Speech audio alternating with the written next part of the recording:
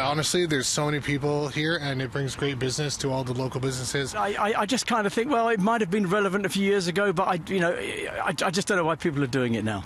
Love it or hate it, 420 in Vancouver is just around the corner, and this year organizers say they've signed big-name group Cypress Hill as the musical headliner. A legendary hip-hop band from California, very cannabis-friendly. They sing about cannabis culture in a lot of their songs. 420 Vancouver broke the news over Twitter, saying, "Free show, free weed, free people."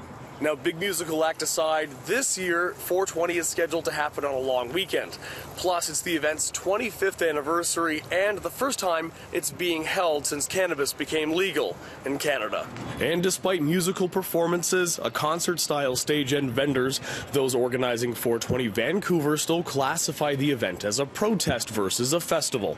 In previous years, the park board had denied organizers a permit, and last year, organizers didn't apply for one.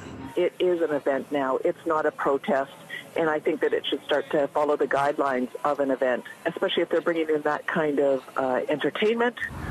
I just don't like huge crowds of people. I see no problems with it. I think it's great. People come from all over the province, all over the country, all over the world, really. So I think it's pretty pathetic, really. Especially now that it's all legalized pretty much. We don't like a lot of crowds, but the music sounds fun.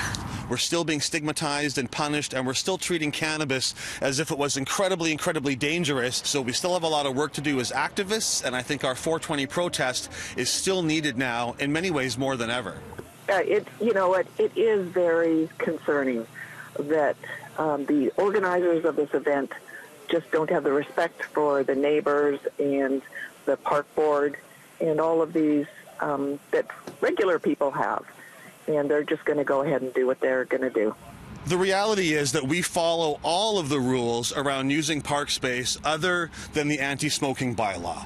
We pay all the fees associated with using this space. We cover everything from the city and the park board except the policing bill. Larson says he sent $63,000 to the city and park board last year to cover non-policing related costs. Vancouver police estimate their costs for last year's event at over $139,000. In Vancouver, David Zura, City News.